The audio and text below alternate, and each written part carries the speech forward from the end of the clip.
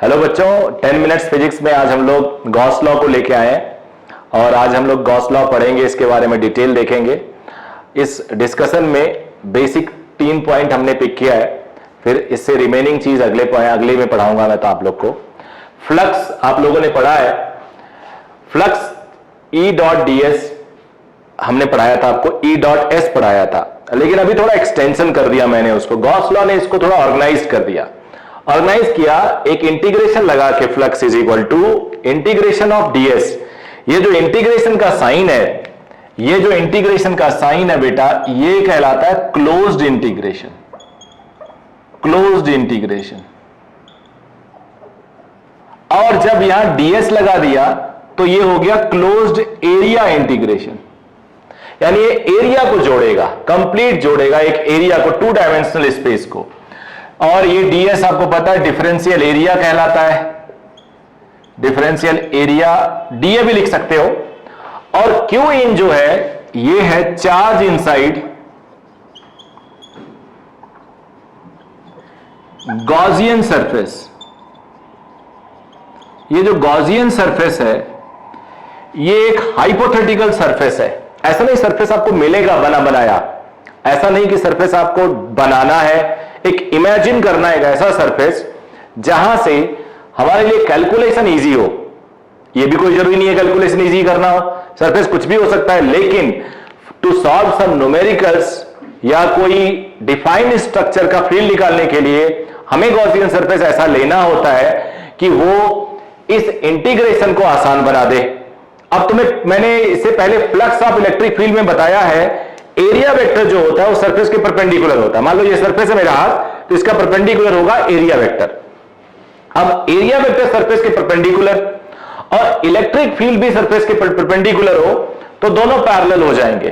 तो ऐसे केस में ई और एरिया वेक्टर पैरेलल होंगे और इंटीग्रेशन सॉल्व करना आसान होगा, because there is a dot. तो अब इसके यूजेस देखते हैं हम लोग। इसका यूज है, सबसे पहले ये स्कूल लेवल की फिजिक्स है और basic of JEE and NEET. तो इसमें आप लोग एक पॉइंट चार्ज लिया जिसकी वैल्यू Q है, इलेक्ट्रिक फील्ड वेरिएशन देखा जो इस चारों तरफ निकल रहा है, पॉइंट जैसे एक बल्ब है उससे चारों तरफ लाइट निकलती है, वैसा ही इससे चारों तरफ इलेक्ट्रिक फील्ड लाइंस निकलती हैं। तो इसका एक गॉसियन सरफेस होगा स्फेरिकल। इमेजिन करो स्फेयर के सेंटर में चार्ज रख दो और हर जगह इस स्फेयर के सरफेस से इलेक्ट्रिक फील्ड परपेंडिकुलर निकलेगी जो एरिया के पैरेलल होगी। अब यहां पे इनसाइड कितना चार्ज है, Q है। अगर मुझे E डॉट ds सॉल्व करना है तो E यूनिफॉर्म होगा R डिस्टेंस पे, बिकॉज R डिस्टेंस चारों तरफ से एक जैसा है। डॉट ds पहले हट जाएगा बिकॉज दोनों पैरेलल हैं। E यूनिफॉर्म होगा, इंटीग्रेशन ऑफ ds यानी कंप्लीट एरिया, और कंप्लीट स्फेरिकल एरिया होता है बेटे 4 पाई r स्क्वायर। तो ये आ गया फ्लक्स की वैल्यू, ये है फ्लक्स की वैल्यू। अब now since flux is equal to Q in upon epsilon naught B, तो ये E into 4 pi r square is equal to Q upon epsilon not. E की वैल्यू हो गई 4 pi epsilon naught r square. यहां से आया E inversely proportional to r square. इसका मतलब हुआ जब r 0 है तो E टेंडिंग टू इनफाइनाइट, जब r इनफाइनाइट है तो E tending to 0। Hyperbolic curve होता है। ग्राफ कैसे बनाए हम लोग, ग्राफ होगा E versus R, hyperbolic rectangular hyperbola, और ये आ गया। अब आ जाते हैं due to metallic charge sphere, charge है ये, चार्ज अंडरस्टूड ऐसे लिखा नहीं, मेटालिक स्फेयर या हॉलो स्फेयर। मेटालिक या हॉलो स्फेयर के अगर अंदर देखो तो कोई चार्ज नहीं होता। मेटल स्फेयर ले लो तो मेटल के अंदर चार्ज 0 होता है, हॉलो ले लो तो वैसे भी 0 है, तो अंदर कोई फील्ड नहीं होगा, अंदर इलेक्ट्रिक फील्ड 0 होगा। क्यों? क्योंकि अंदर कोई चार्ज नहीं है। तो अगर इसका डायग्राम ड्रॉ किया जाए टिल r रेडियस तो इलेक्ट्रिक फील्ड 0 है। उसके बाद आप जरा इमेजिन करो इसकी लाइंस कैसे होंगी। यार इसकी लाइंस भी ऐसी होंगी, ऐसे लगेगा कि ये सेंटर से निकल के आ रही हैं, सेंटर से निकल के आ रही हैं, ऐसे ऐसे ऐसे।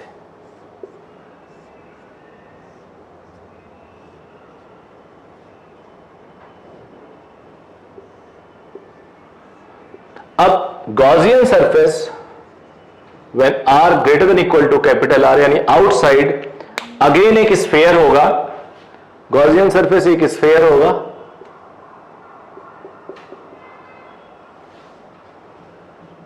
और यहां फिर इलेक्ट्रिक फील्ड और एरिया वेक्टर पैरेलल होगा, और फ्लक्स जिसे आप Q अपॉन एप्सिलॉन नॉट कह सकते हो, बिकॉज इस स्फेरिकल सरफेस के ब्लैक वाला जो बनाया उसके अंदर Q चार्ज है, और फ्लक्स को E डॉट ds लिख सकते हैं, दोनों पैरेलल है आप देख सकते हो, तो E बाहर हो गया, ds बचा, और ds 4 pi r square.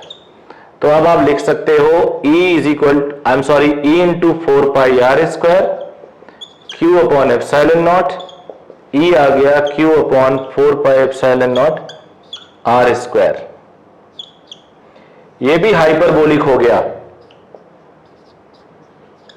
Hyperbolic है।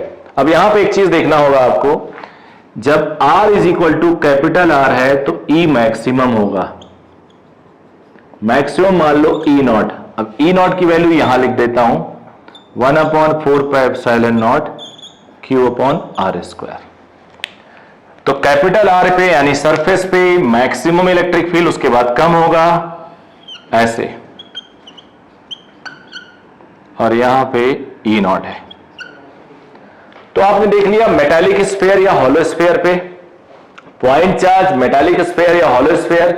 अब देखते हैं sphere of charge. Sphere of charge का मतलब हुआ बेटा कि एक ऐसा स्फीयर जो चार्ज से मिलकर बना हो, एक तरह से बूंदी का लड्डू जैसे नहीं होता, अंदर भी बूंदी बाहर भी बूंदी, तो यहां पे अंदर भी तुम्हें चार्ज मिलेगा और बाहर भी चार्ज मिलेगा। टोटल चार्ज Q मान लो, तो Q के टर्म में भी आंसर निकालेंगे और रो के टर्म में भी आंसर निकालेंगे। चलो स्मॉल q मानता हूं। अब रो वॉल्यूम चार्ज डेंसिटी होता है और इसकी value Q upon 4/3 pi r cube, इसका रेडियस r है। अब हमें दोनों केसेस देखने होंगे। पहला केस देखते हैं when r less than capital R, when r less than capital R, inside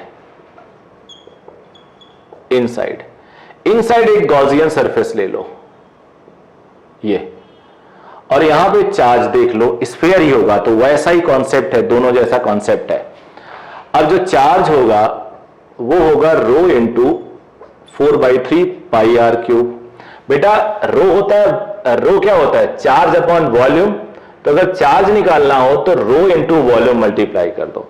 अब ऐसे लिख सकते हो charge of one volume is how much, rho, then charge of 4/3 pi r cube is Q, then charge of one volume is Q upon this is rho।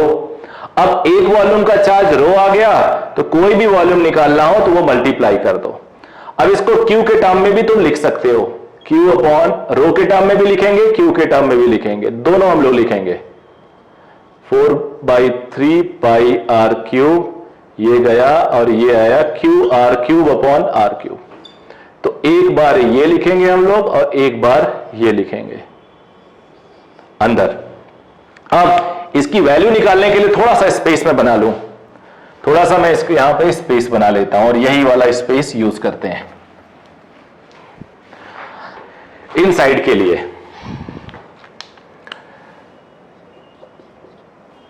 Heading दे दिया है E dot ds Q in upon epsilon not, E dot ds E into 4 pi r square, as usual जैसे पहले था, Q in rho 4/3 pi r cube upon epsilon not, rho के term में चलो लिख देते हैं 4 पाई r स्क्वायर गया तो E इज इक्वल टू आया rho by 3 epsilon not into r, तो ये आ गया रो के टर्म में, E is equal to rho r vector upon 3 epsilon naught.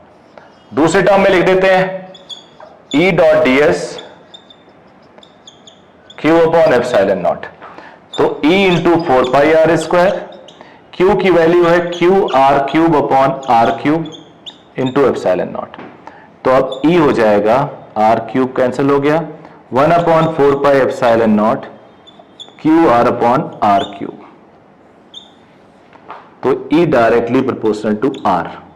R is equal to capital R पे E होगा E नॉट और rho R upon 3 epsilon naught या फिर 1 अपॉन 4 पाई एप्सिलॉन नॉट, यहां आर पुट करोगे, R upon R cube, तो नीचे are square हो जाएगा। तो अंदर हम लोग देख सकते हैं inside directly proportional to R है, तो inside directly proportional to R, ये हो गया E not directly proportional to R. अब बाहर में मैं कलर चेंज कर देता हूं, outside R greater than equal to capital R. बाहर बेटा जाओगे तो बाहर लाइंस ऐसे निकलेंगी,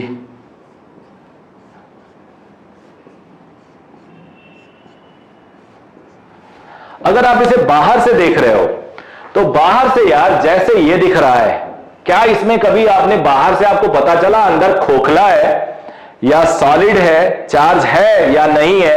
बाहर से तो ऐसा लगता है कि सारी लाइन सेंटर से आ रही हैं। वैसे भी spherical charge can be assumed as a point charge at its centre होता है। Spherical charge can be assumed as a point charge at its centre. तो बाहर से ये पॉइंट चार्ज की तरह एक्ट करता है और इसका फील्ड होता है बाहर Q by 4 pi epsilon naught r square. ये इसका वाला बता रहा हूं, इसका भी यही आया था, ये मैंने डिलीट कर दिया है। तो इस स्फीयर ऑफ चार्ज के भी आउटसाइड अगर आप जाओगे, एक गॉसियन सरफेस लेना होगा और सेम प्रोसीजर करना होगा, जिससे इलेक्ट्रिक फील्ड आएगा 1/4 pi epsilon naught Q by r square, और R is equal to R पे यही फील्ड हो जाएगा। तो बाहर outside just like previous case inversely proportional to r square हो गया। इसमें आप लोग बेटा इसको पूरा समझ में आ गया होगा, आई होप। अब इसके अगले वाले पार्ट में आगे हम लोग पढ़ेंगे।